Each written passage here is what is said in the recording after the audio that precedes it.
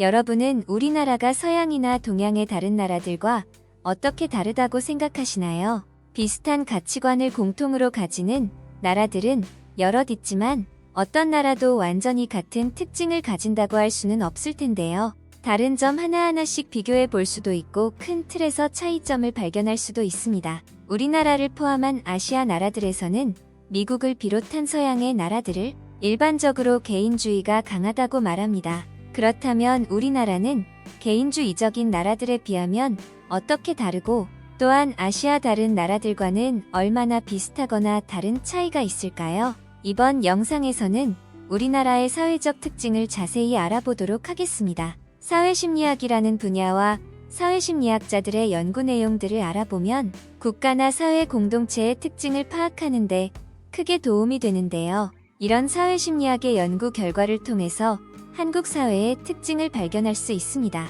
몰래카메라 같은 형식으로 사람들의 반응을 알아보는 일부 방송국이나 유튜브 실험과 비슷한 부분도 있죠. 다른 분야들처럼 사회심리학도 학문 범위도 넓고 많은 연구가 진행되고 있지만 이미 많은 사람들을 대상으로 조사하거나 실험했던 내용들로 한국인만의 다양하고 독특한 특징들을 알 수 있게 되었습니다. 카페에서 값어치가 있는 노트북이나 가방 등을 두고 자리를 비워도 다른 나라와 다르게 훔쳐가지 않는다는 반복된 실험 결과는 충분히 한국인만의 특징이라고 할 수 있는데요. 이런 식으로 여러 가지 실험을 하고서 차이점을 비교하고 심리를 연구했을 때 한국인들에게 공통적으로 나타나는 특징들을 모아보면 알 수 있습니다. 먼저 나라나 사회보다 개인의 자유와 권리를 더 존중하는 서양 국가들보다는 집단의 이익도 우선적으로 고려하고 존중한다는 점에서 대한민국은 개인주의보다는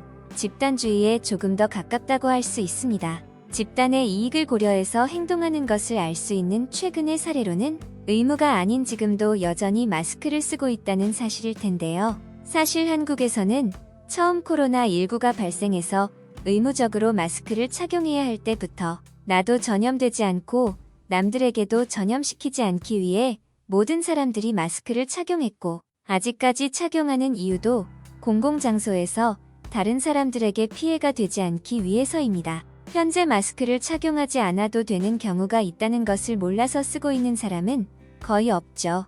자유롭게 마스크를 벗어도 된다는 나의 편리한 자유보다 여전히 더 안전한 나와 내 주위의 사람들을 보호하고 싶은 마음일 겁니다. 하지만 서양의 많은 나라들은 코로나 초기부터 자신이 마스크를 쓰거나 쓰지 않는 것을 선택할 자유가 있다며 주위 사람들을 신경 써야 하는 이유조차 느끼지도 못하는 모습을 보여왔습니다.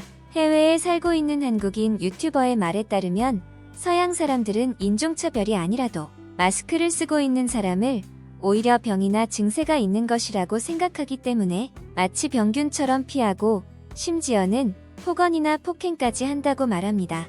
그만큼 사람들이 모여서 생기는 일에 대한 관계적인 사고보다는 개인을 중심으로 생각하는 사고방식의 밑바탕부터 다르다고 할 수 있습니다. 개인주의가 무조건 이기적인 것도 아니고 집단주의가 무조건 이타적인 것도 아니지만 한국은 개인과 집단의 이익을 모두 생각해서 행동했기에 혼자서는 해내기 어려웠던 일들도 성공했던 경험이 많이 있습니다. 일제시대를 벗어나기 위해 3.1 독립운동만 한 것이 아니라 그 과정에서 우리 국토와 우리말 우리글 등 많은 것들을 지켜냈고 민둥산으로 황폐화된 산림도 복구하고 IMF 같은 국가위기도 빠르게 극복했으며 온 국민들이 컴퓨터와 스마트폰 등 변화하는 첨단기기들에도 빠르게 적응하여 정보화 시대의 고속도로라고 표현하는 통신 인프라도 온전히 사용해가며 정부에서도 민간에서도 많은 일들을 빠르고 편리하게 활용하고 있습니다. 많은 어려움도 있었지만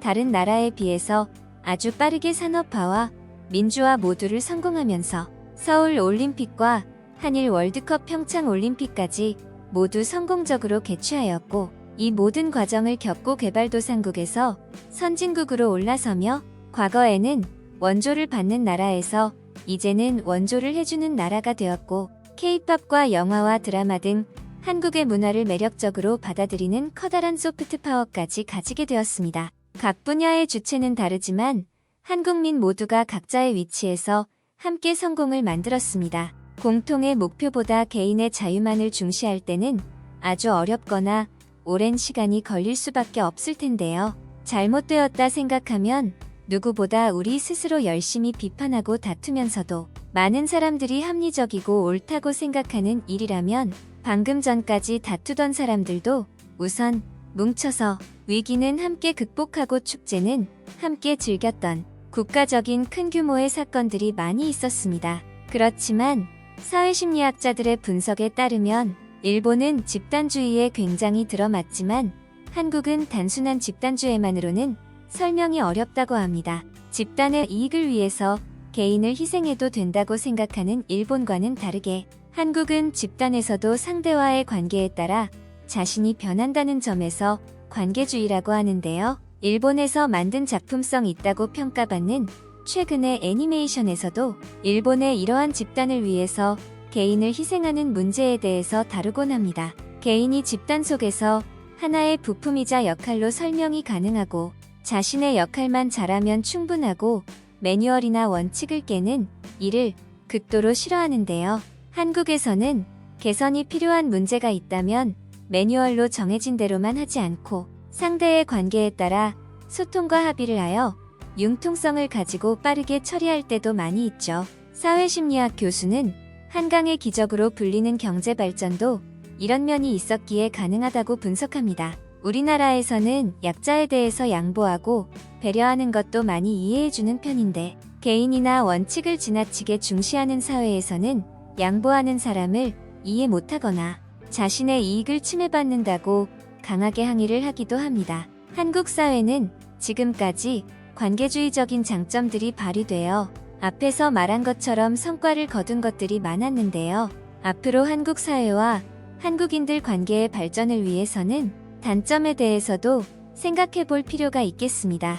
해당 교수는 소통하고 합의를 하기 때문에 사회성과 현장 적응력이 강하지만 전문성이 키워지기 어려울 수 있다는 것과 조직에서는 가족 같은 융통성을 요구하여 개인의 역할이 명확하지 않아서 평가 기준도 명확하지 않다는 점을 지적하는데요. 명확하지 않은 평가는 요즘 세대가 공정에 예민한 핵심적인 이유가 될 수 있습니다. 앞으로도 한국 사회가 지금까지의 장점은 그대로 유지하면서 단점이 될 수 있는 것들은 하나씩 바꿔나가는데 성공할 수 있기를 바랍니다.